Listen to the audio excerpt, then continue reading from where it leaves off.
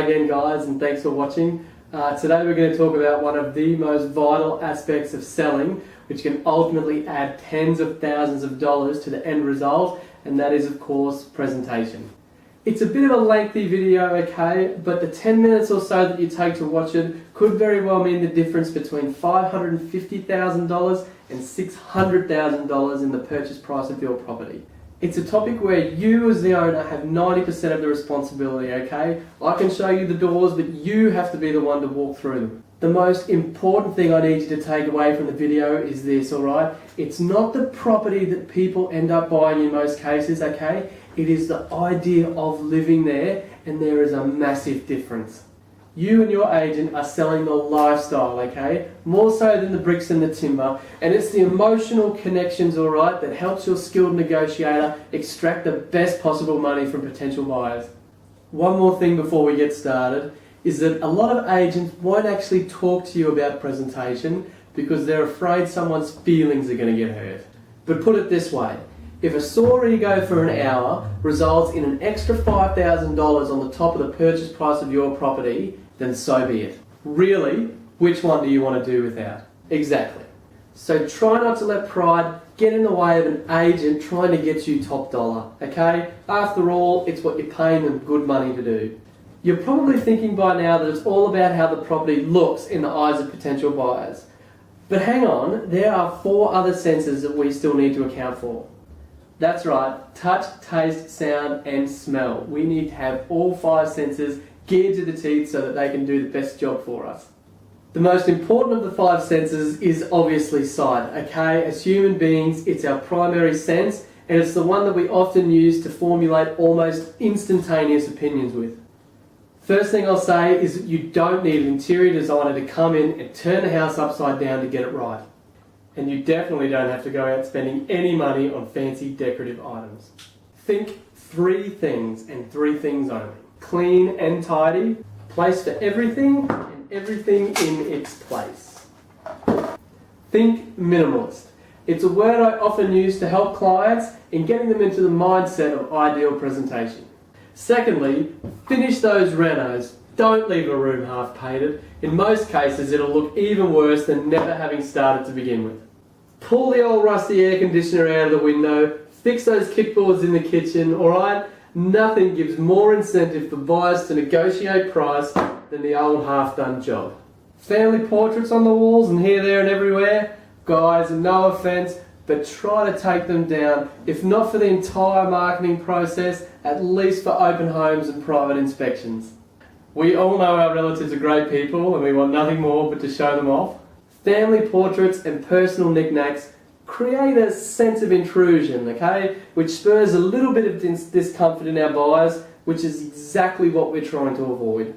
Got too much stuff?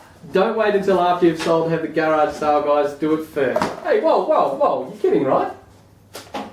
Yeah. Got one of them great big dirty gyms downstairs, taking up valuable space? Want to get rid of it? Jump on the Gladstone Classifieds Facebook page. It is a fantastic way to sell and a great way to declutter prior to marketing. Just make sure you follow the rules. Set those profits aside for some additional marketing, okay? That's a 1-2 punch, ladies and gentlemen. Your yards are mowed, your hedges are trimmed, the kitchen bench is free from, well, everything. No dishes in the sink, windows cleaned, beds made, the driveway's been gurneyed, and free from the kids' toys and the skateboards. It goes on, but everyone's case is going to be different. So let me stop with that one there, as it's probably a bit more beneficial if we had this conversation personally. Smell.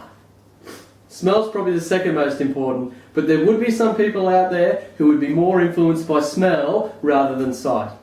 The tricky part with smell is that we as human beings tend to adapt to smell. So if there is an odour coming from the couch, or the teenager's bedroom, or the bathroom, God forbid, there's a good chance that we as the primary tenants aren't affected by it because we've come to live with it. Like living under a flight path, it eventually has no effect on us. And guys, your friends and family aren't going to stick their necks out and tell you that something reeks either. So, give the situation the benefit of the doubt and act regardless. Scented candles, air fresheners, anti-odor sprays, or even incense. Whatever it might be, try to find something that's fairly mild and not too bold. You don't want potential buyers gasping for air at the front door. And when did baking cookies or scones become old news for open houses? Never. It's always a good idea, given you can actually cook. Thanks, Nan. It probably goes without saying, but if you have the dog, make sure you take him or her for a walk or see if the neighbours can hold on to him for a while, okay?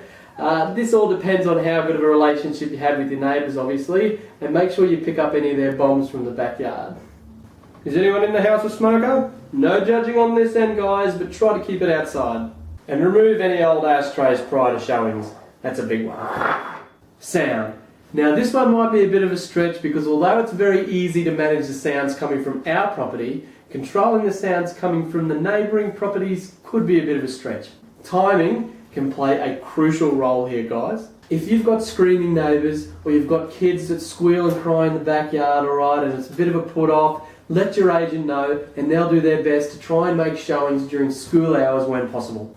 Another real killer is the old barking dog, okay? But if you've got reasonable neighbours, why don't you ask if you can drop a nice big juicy bone over the fence prior to inspections? I think that might calm Bruiser down just a little bit. Think traffic might be an issue? Have some soft music playing at the entrance of the home, okay? This might mitigate any attention towards the sound of passing cars whilst people are inside. And not only that, it helps set the mood. And the quiet. Guys, we've got a solution for just about everything. Touch. Touch is a quick one, but it's also quite important, okay? A lot of people are very touch orientated. When I walk into a kitchen, I can't help but run my fingers along those beautiful marble bench tops, and I know I'm not the only one. Most people also take off their shoes in an open house, and I've walked in properties where my socks have literally stuck to the floorboards or the tiles, and it leaves the worst impression ever. So keep those floors and kitchen benches free from any oily residue or sticky substances. Just quickly on kitchens, for some reason, and I don't know why, whenever we do snag up an interested buyer, we almost always end up leaning over the kitchen bench for further discussion, so make sure it gets a lot of attention. And finally, taste. The one where you can have the difference that no one else has. Depending on the weather, the time of day, the resources you have at your disposal, why not leave out a nice cold or a hot drink for guests at an open home? Why don't you make use of that espresso machine you've had sitting in the cupboard for 6 months? Guys, nothing makes people feel more welcome and relaxed than a nice fresh cup of coffee. Plus, it keeps them in the property for a bit longer, which has multiple benefits. Too hot for coffee? That's okay, why not a glass of iced tea? And how about a nice tall glass of homemade lemonade? And your real estate agent can even say it was made from your very own tree out back, given you actually have one and that you actually did it. And what about those cookies and scones that you cook to make the house smelling really homely? Don't be greedy, guys. Share them with your guests. Guys, this is all about selling the lifestyle of living in your property, and if you've got all the elements lined up and doing the right things, it works wonders. So that's all the 5 senses covered and really ramping up the presentation of your home into overdrive.